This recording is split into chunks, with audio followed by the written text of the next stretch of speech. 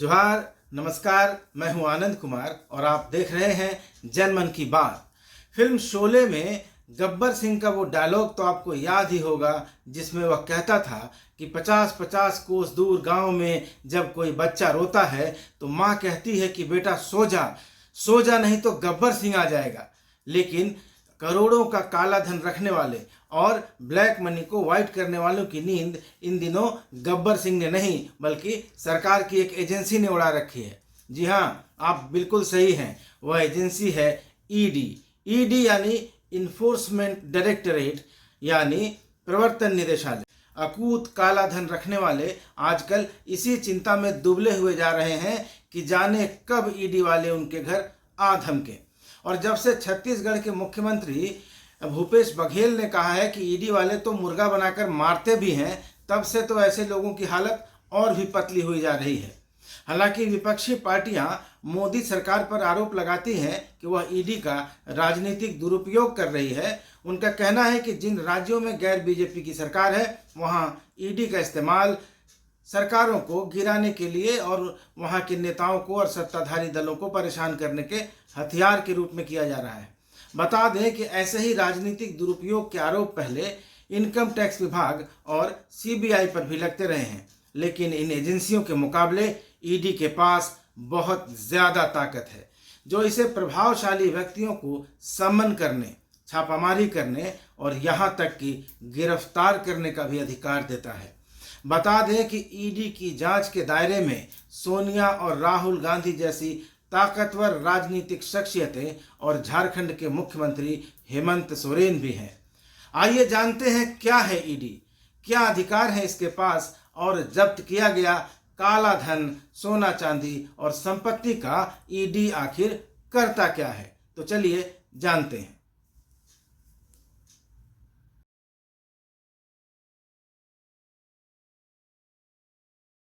ED कितनी ताकतवर agency है, इसे इस बात से समझा जा सकता है कि सुप्रीम कोर्ट भी मनी लॉन्ड्रिंग एक्ट यानी पीएलएमए के तहत ईडी को मिली गिरफ्तारी और संपत्ति जब्त करने सहित प्रमुख अधिकारों को बरकरार रखने का फैसला सुना चुका है।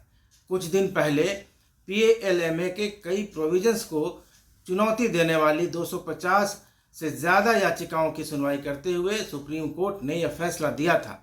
सुप्रीम कोर्ट का यह फैसला नेशनल हेरल्ड केस में कांग्रेस अध्यक्ष सोनिया गांधी से पूछताछ और पश्चिम बंगाल में ममता बनर्जी सरकार में मंत्री रहे पार्थ चटर्जी को मनी लॉन्ड्रिंग के आरोपों में गिरफ्तार किए जाने की खबरों के बीच आया था।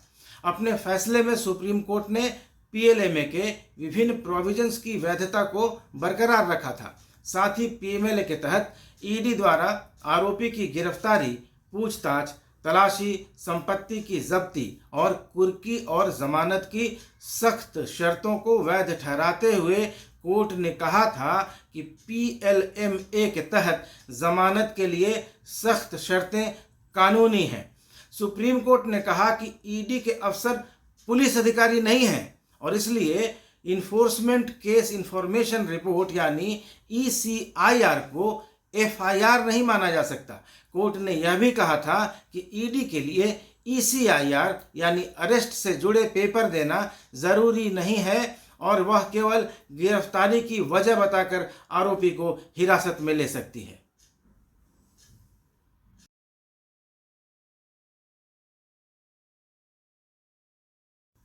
तो आइए जानते हैं कि क्या है ईडी, जिसने उड़ा रखी है काला धन वालों और भ्रष्ट अफसरों नेताओं की नींद, और इसे क्यों बनाया गया, क्या है मनी लॉन्ड्रिंग और किन कानूनों के तहत काम करता है ईडी यानी प्रवर्तन निदेशालय। आर्थिक अपराधों और विदेशी मुद्रा कानूनों के उल्लंघन के लिए जांच के लिए बना संगठन है ईडी। इसकी स्थापना 1 मई 1956 को विदेशी मुद्रा से संबंधित उल्लंघन की जांच के लिए हुई थी। 1957 में इसका नाम ईडी किया गया। ईडी फाइनेंस मिनिस्ट्री यानी वित्त मंत्रालय के रेवेन्यू डिपार्टमेंट के अंतर्गत काम करता है। वर्ष 2002 में prevention of money laundering act यानी पीएलएमए बनने के बाद ईडी आपराधिक श्रेणी वाले फाइनेंशियल फ्रॉड और मनी लॉन्ड्रिंग से जुड़े मामले भी देखने लगा है। पीएलए लागू होने के बाद ही ईडी के काम करने के अंदाज में भी काफ़ी पैनापन आया है। तो देखते हैं भारत में मनी लॉन्ड्रिंग के दुश्मन कौन कौन से कानून हैं। पहला कानून है prevention of money laundering act 2002 यानी पीएलए। इसमें मनी लॉन्ड्रिंग के दोषी को जेल हो सकती है। यह कानून मनी लॉन्ड्रिंग में शामिल पक्षों की संपत्ति को जब्त करने का अधिकार देता है। दूसरा कानून है फेमा और फेरा। इसे हवाला मार्केट पर रोक के लिए बनाया गया है ताकि उसका इस्तेमाल मनी लॉन्ड्रिंग गतिविधियों और आतंकवादी संगठनों को फंडिंग यानी टेरर फंडिंग के लिए नहीं हो सके। तीसरा कानून है इंडियन कस्टम्स एक्ट 1962। इस कानून में तस्करी, अनुचित आयात और निर्यात, इंपोर्ट और एक्सपोर्ट जैसी गलत जानकारी जैसे अपराधों के लिए जेल सहित कई कठोर दंडों का प्रावधान है। और चौथा कानून है द इनकम टैक्स एक्ट 1961। यह कानून मनी लॉन्ड्रिंग से लड़ने और टैक्स चोरी के दोषियों को दंडित करने के लिए बनाया गया कानून है। ईडी के दो प्रमुख काम हैं। इनमें फॉरेन एक्सचेंज एक्ट 1999 यानी 1999 और मनी लॉन्ड्रिंग एक्ट 2002 को लागू करना सबसे प्रमुख काम है। गलत तरीके से कमाया गया धन जिसे किसी भी तरीके से वैध बनाया गया हो या उस पर टैक्स छुपाया गया हो, उस पर छापेमारी करना, उसके खिलाफ कार्रवाई करना ईडी का काम है। आजकल पीएमएलए कानून की बहुत चर्चा है। आइए आपको बताते हैं कि क्या है पीएमएलए कानून जो बनाता है ईडी को ताकतवर। पीएमएलए यानी prevention of money laundering act को आम भाषा में समझे तो इसका मतलब होता है 2 नंबर के पैसे यानी ब्लैक मनी की हेरा फेरी कर ठिकाने लगाने वालों के खिलाफ बनाया गया कानून। पीएलए में वर्ष 2002 में एनडीए के शासनकाल में बना था, मगर यह कानून लागू हुआ 2005 में कांग्रेस के शासनकाल में। तब पी चिदम्बरम देश के वित्त मंत्री हुआ करते थे। पीएलए में कानून को पहली बार बदलाव भी 2005 में चिदम्बरम ने ही किया था, यानी इस कानून में संशोधन पहली बार पी चिदम्बरम ने ही किया था। हालांकि ये बात अलग है कि आईएनएक्स मीडिया के मामले में खुद चिदम्बरम को ही ईडी के सामने पूछताछ के लिए पेश होना पड़ा और उनके बेटे कार्ति चिदम्बरम को जेल भी जाना पड़ा। पीएलए के तहत आरोपी को गिरफ्तार करने, उसकी संपत्ति को जब्त करने, ईडी द्वारा गिरफ्तार किए जाने के बाद जमानत मिलने की कड़ी शर्तें और जांच अधिकारी के सामने रिकॉर्ड कराए गए बयान को कोर्ट में सबूत के रूप में मान्यता मिलने जैसे नियम ईडी को काफ़ी ताकतवर बनाते हैं। एक जो सबसे बड़ी ताकत ईडी के पास है वह यह है कि ईडी को अरेस्ट करने के लिए किसी तरह के परमिशन की ज़रूरत नहीं पड़ती। वो किसी भी ताकतवर आदमी को बिना किसी की अनुमति के सीधे गिरफ्तार कर सकती है। वह आरोपी की संपत्ति भी जब्त कर सकती है। आपको 2020 का वह किस्सा याद ही होगा जब एक के बाद एक 8 राज्यों ने सीबीआई को अपने इलाके में काम करने से रोक दिया था। इनमें पंजाब, राजस्थान, पश्चिम बंगाल, महाराष्ट्र, छत्तीसगढ़, केरल और मिजोरम जैसे राज्य शामिल थे और बाद में झारखंड भी इनमें शामिल हो गया। सीबीआई का गठन Delhi police special establishment act 1946 के तहत किया गया है। सीबीआई को किसी भी राज्य में घुसने के लिए वहां की राज्य सरकार से मंजूरी लेनी पड़ती है, अनुमति लेनी पड़ती है। हाँ, अगर जांच किसी अदालत के आदेश पर हो रही हो तब सीबीआई कहीं भी जा सकती है और पूछताछ और गिरफ्तारियां भी कर सकती है। भ्रष्टाचार के मामलों में अफसरों पर मुकदमा चलाने के लिए सीबीआई को उनके डिपार्टमेंट से यानी विभाग से अनुमति लेनी पड़ती है। इसके अलावा एक और एजेंसी है जिसे हम एनआईए के नाम से जानते हैं, नेशनल इन्वेस्टिगेटिंग एजेंसी। इसको बनाने की ताकत एनआईए एक्ट 2008 से मिली है। एनआईए पूरे देश में काम कर सकती है, लेकिन उसका दायरा सिर्फ आतंकवाद से जुड़े मामलों तक सीमित है।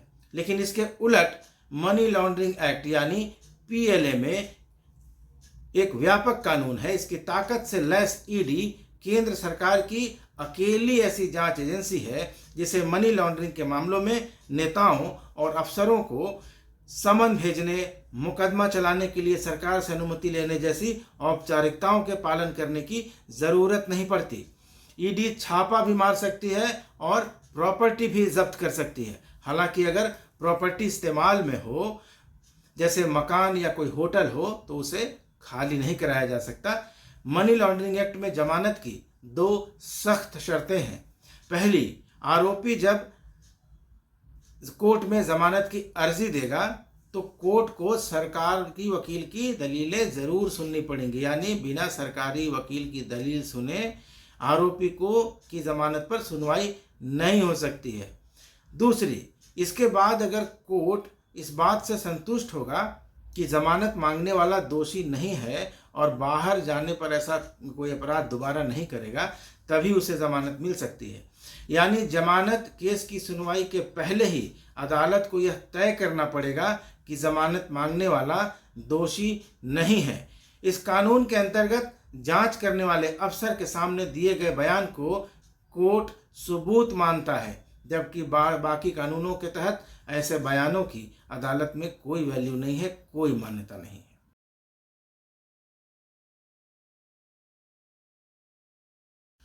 ईडी की कार्रवाई के मामले में वर्तमान नरेंद्र मोदी सरकार और इससे पहले 2014 से पहले मनमोहन सिंह की सरकार की तुलना करें तो एक रिपोर्ट के मुताबिक वर्ष 2005 से लेकर मार्च 2014 तक मनमोहन सिंह के कार्यकाल में कुल 1867 मामले ईडी ने दर्ज किए। मनमोहन सरकार में मनी लॉन्ड्रिंग के तहत 4156 करोड़ रुपए की संपत्ति जब्त की गई थी, जबकि मोदी सरकार में तो पिछले 6 महीनों में ही 7883 करोड़ रुपए की संपत्ति ईडी ने अटैच की है।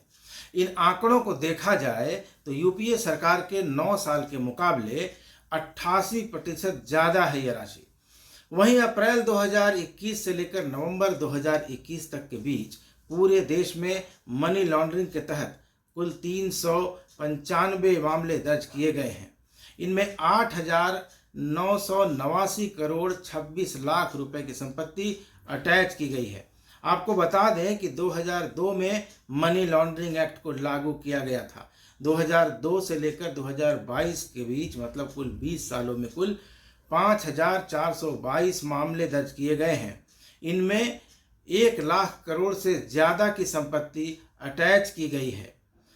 इन मामलों में अब तक 400 से ज़्यादा गिरफ्तारियां हो चुकी हैं। एक मीडिया रिपोर्ट के अनुसार पूर्व प्रधानमंत्री मनमोहन सिंह के कार्यकाल के दौरान ईडी ने कुल 112 छापेमारी की घटनाओं को अंजाम दिया और इन छापेमारी से 5,346 करोड़ रुपए की संपत्ति पकड़ी गई। मनमोहन सिंह के कार्यकाल में के बाद 2014 के बाद ईडी ने कुल 2,974 छापेमारियां की हैं और इनमें करीब 95,486 करोड़ रुपए से ज़्यादा की संपत्ति जब्त हुई है। ईडी पिछले 1 साल से काफ़ी तेज कार्रवाई कर रहा है। आपको याद होगा कि यूपी विधानसभा चुनाव के पहले कन्नौज में एक इत्र व्यापारी के ठिकानों पर छापेमारी कर ईडी ने करीब 200 करोड़ रुपए कैश जब्त किया था। पिछले दिनों पश्चिम बंगाल की मुख्यमंत्री ममता बनर्जी के करीबी रहे मंत्री पार्थ चटर्जी की दोस्त अमृता मुखर्जी के ठिकानों से भी ईडी ने कई करोड़ रुपए नकद बरामद किए गए थे।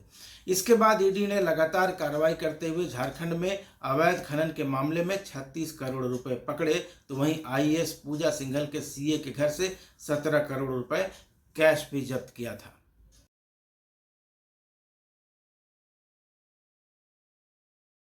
तो आइए अब जानते हैं कि ईडी अवैध कमाई के जिन पैसों और सोने चांदी तथा संपत्ति को जब्त करता है उसका होता क्या है।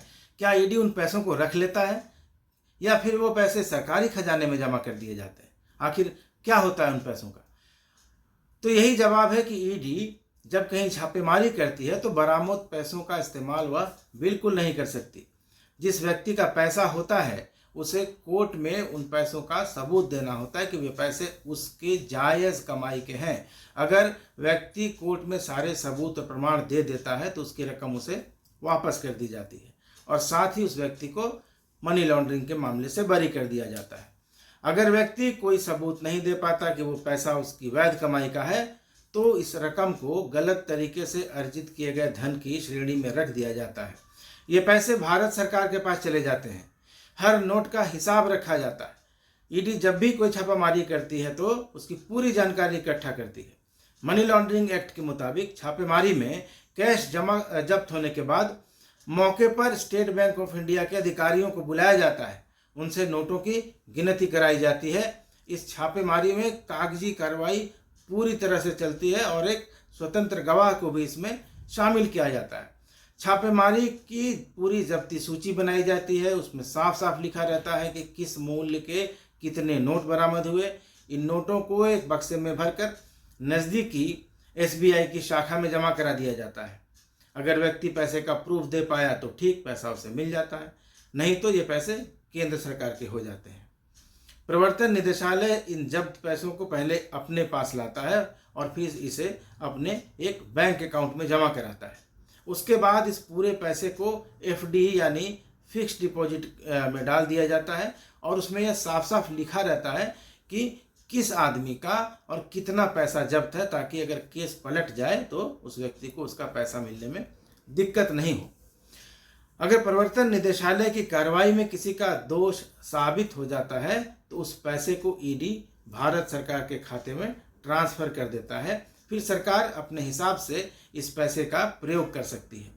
इसके अलावा अगर कोई आरोपी से पीड़ित हो, यानी जिस व्यक्ति के पास पैसे बरामद हुए हैं उस व्यक्ति से कोई आदमी पीड़ित हो या कोई संस्था पीड़ित हो तो उसे भी इसमें से पैसे वापस किए जाते हैं। जैसे विजय माल्या, नीरव मोदी और मेहुल चौकसी जैसे लोग देश के सरकारी बैंकों का 22,000 करोड़ रुपया लेकर जब भागे तो ईडी ने जो जब्ती की उसमें से 15,000 करोड़ रुपए की संपत्ति बैंकों को दी गई।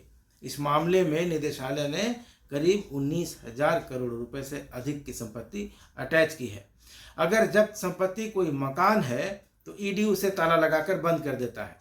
अगर संपत्ति कोई फैक्ट्री है या कोई होटल है या कोई अस्पताल है तो ईडी उसे अपने अधिकार में लेकर लाभ को अपने हिस्से में ले लेता है।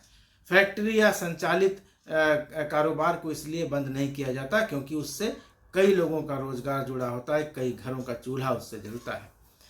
तो दोस्तों, यह थी ईडी की बात। उम्मीद है कि मैं ईडी से जुड़ी सभी आपकी शंकाओं का और सवालों का जवाब दे पाने में सफल हो पाया हूं। अगर यह वीडियो अच्छा लगा हो तो कमेंट करके बताएं, साथ ही इसे लाइक, शेयर और सब्सक्राइब भी करें। इस वीडियो में इतना ही। फिर मिलेंगे एक नए वीडियो के साथ। तब तक बने रहिए मेरे साथ और देखते रहिए जनमन की बात। धन्यवाद।